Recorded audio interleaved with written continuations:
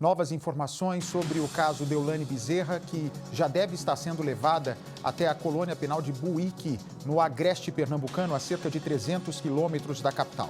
Um presídio onde as condições que foram reveladas até esse instante aqui para o nosso Cidade Alerta, presídio bem superlotado, com presas condenadas por crimes extremamente violentos, de até canibalismo. Me dá as imagens do caso, por favor. Eu já aciono agora o nosso Rafael Cabral. Essa é a imagem nova já? Quando a Deolane se despede da família? Essa imagem é a última, portanto, que nós temos, é a última imagem que nós temos da Deolane Bezerra, antes de ser levada. Ali está a Deolane dentro do elevador do fórum.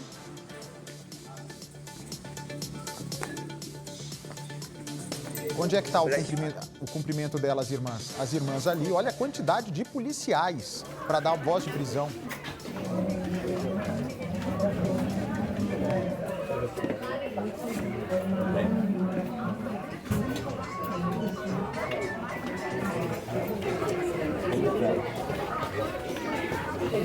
Ali, pelo jeito, ela não sabia ainda que ia ser presa, é isso?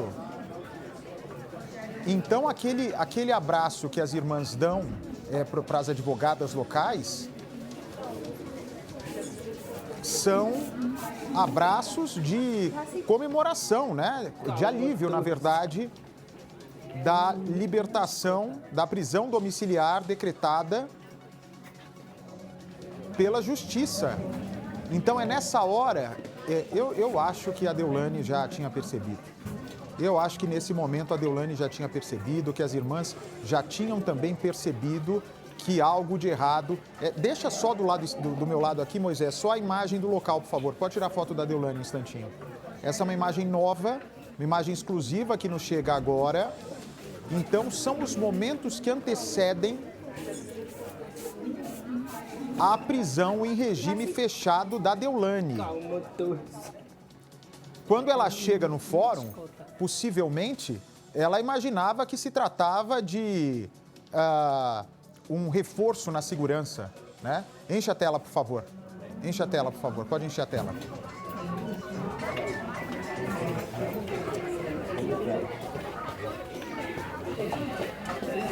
Ela achava que era a divisão de segurança do local, trabalhando para evitar pessoas curiosas, evitar fãs no local e manter a ordem. Mas, na verdade, os seguranças do Tribunal de Justiça, policiais civis, já estavam ali no local como se fosse uma armadilha, né? Armadilha, você entende no sentido que eu estou querendo dizer, né? Eles sabiam, se a Justiça tivesse decretado essa prisão e eles fossem até o local, poderiam, se fosse o caso da Deolane pensar em fugir, o que não aconteceu, levantar aí a possibilidade, dar uma ideia de possível fuga, que em momento nenhum foi imaginada pela Deolane. Então, o que eles fazem?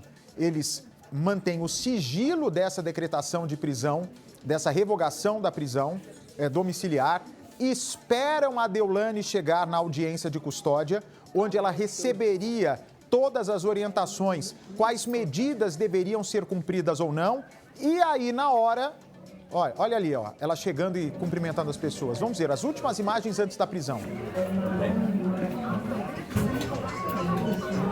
Tá com um aspecto bem cansada, né?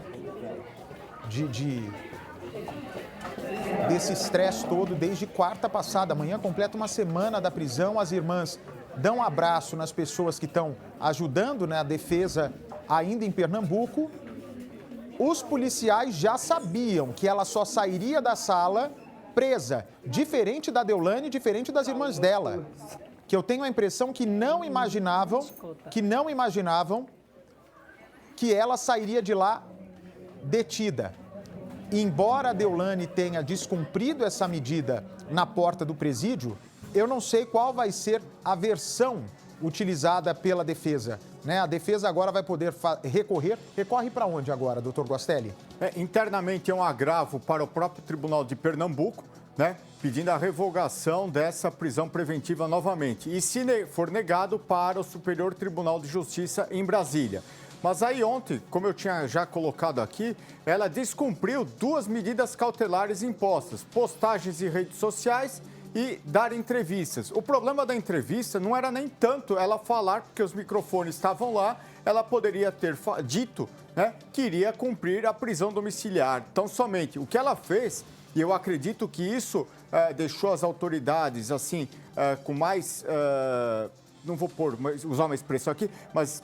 furiosas, né? Os ânimos acirrados, né? Foi ela ter falado mal da polícia de Pernambuco e a Justiça de Pernambuco. Então, acredito que o delegado-geral deve ter conversado com o desembargador relator do habeas corpus e o Ministério Público também ciente. E a nossa legislação permite, né, que o juiz que concedeu as cautelares, de ofício, possa revogar essas medidas, né, cautelares e decretar novamente a prisão preventiva. E o que foi feito? Então, e uma outra questão, e com certeza isso daí não foi em segredo, porque ela descumpriu, ela já sabia ontem o que ela fez, então uma afronta à justiça e ao Poder Judiciário aí do estado de Pernambuco, o que ela disse. Então, não restou outra alternativa senão decretar essa prisão preventiva dela. Eu acho que, na verdade, doutor, eu não imagino, espero acreditar que o desembargador não tenha agido pela emoção, né? Os desembargadores são muito bem preparados, os nossos juízes são muito bem preparados e devem agir com a frieza necessária do caso. Mas o fato dela ter desabafado dizendo isso é uma prisão ilegal, isso é um abuso de autoridade, querendo ou não, ela não entrou profundamente no processo, mas querendo ou não, ela falou sobre o processo. Agora, pergunta... É uma advogada, concorda? Sim. Ela tem ciência do que pode ou não fazer. Sim. Quando você tem a revogação de uma prisão preventiva e parte para uma prisão domiciliar, você sabe que você está ali pisando em ovos, né? É uma situação muito delicada, é um limiar muito delicado, porque as medidas podem não ser tão claras, né, à luz da Deolane naquele momento. Pergunto para o senhor... Será que quando ela deixa o presídio, ela tinha total ciência das medidas que deveria cumprir? Eu acredito que sim, porque quem recebeu a decisão foram os advogados dela. Ela está com uma banca de advogados, né, que com certeza leram a decisão favorável a liminar que lhe concedeu a prisão domiciliar e as restrições impostas. E é dever do advogado de defesa orientar o seu cliente. Então, acredito que ela foi devidamente orientada, não era uma pessoa leiga, né? Ela sabia, tomou ciência dessa decisão por meio dos seus patronos constituídos que estão fazendo sua defesa, né? E mesmo assim, mesmo porque tinha um carro à disposição dela no interior do presídio para ela sair sem dar entrevista, ela fez questão de vir a público e falar com as pessoas. Ela poderia ter agradecido o apoio dos seus seguidores que estavam lá na porta do presídio e não falar o que ela disse. O que ela disse eu vou repetir aqui. Uma prisão criminosa. Isso aqui é uma prisão criminosa. Abuso de autoridade do estado de Pernambuco. Prisão criminosa, uma prisão criminosa. Aí pergunta, algo a falar para os seus fãs? Não há nenhuma prova sequer. Isso é uma prisão criminosa. Aí depois repete, cheia de abuso de autoridade por parte do delegado Paulo Godin. Então, infelizmente, ela teceu comentários, né? Caluniou a justiça, as autoridades policiais do estado de Pernambuco, porque não foi decretada nenhuma prisão abusiva, pelo contrário, é uma prisão com provas contundentes dos crimes cometidos pelas 20 pessoas, associação criminosa, lavagem de dinheiro.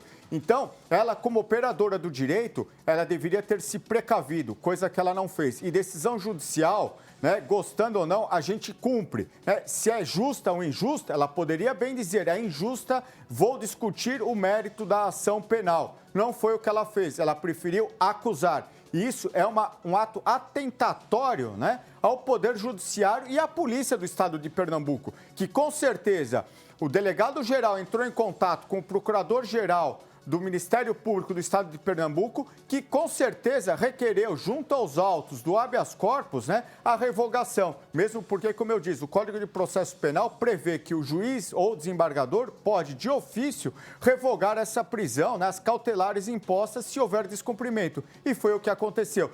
Eles não agiram com emoção, agiram com a razão. quem descumpriu a medida foi Deolane, que infelizmente ela foi infeliz, né, ao criticar, ao apontar como as autoridades de Pernambuco fossem pessoas incorretas. Eu acho que o senhor tem razão e acho também o seguinte, por mais que ela pense isso, tá? Ela tem o direito de pensar. Sim, o que quiser. Livre. Ela vai ter, inclusive, o direito de fazer o questionamento da prisão, ela pode acionar autoridades, pode acionar corregedoria, isso tudo está no direito dela. Mas eu acho que ela foi infeliz para o momento. Afinal de contas, não só, né, ela correria risco de voltar à prisão, e ela sabe muito bem disso. Ela também, falando aquilo lá, poderia atrapalhar uma possível soltura da mãe, que é quem mais está sofrendo nessa história pela idade. Por isso que eu volto a falar para o senhor. Será que a Deolane realmente tinha ciência da proibição total do que poderia ser falado ou não? Ou realmente foi um discurso suicida? Não foi discurso suicida porque os advogados dela tiveram pleno conhecimento da decisão. Não, então foi um discurso suicida. Sim, discurso ela quis mesmo, ela afrontou realmente. Ela assumiu o risco, Ela assumiu o risco Exato. de ser revogada a prisão. E aí ela pagou para ver e realmente a Justiça de Pernambuco agiu com grande acerto, revogando a prisão domiciliar e voltando ela para a prisão preventiva. Doutor Guastelli, tem até lá no meu Instagram um advogado que está fazendo sucesso com os comentários dele, né? As análises, é um professor da PUC do Rio Grande do Sul. Eu ouvi o comentário. É o colega do senhor, que é um professor, um doutor em Direito.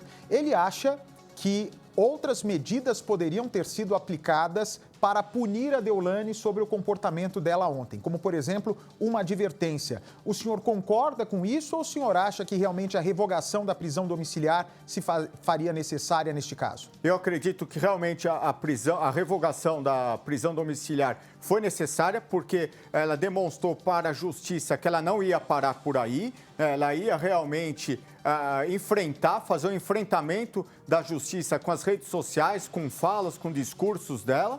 E o discurso que tem que ter uma pessoa, principalmente um profissional do direito, é nos autos. Ela tem que pôr o jus perniendi dela, né? O não conformismo no processo, com a defesa técnica dela, que ela está aparelhada. E, infelizmente, ela abusou, ela fez vamos dizer, um discurso suicida. Agora, o doutor Guastelli, o que cabe à defesa da Deolane, né?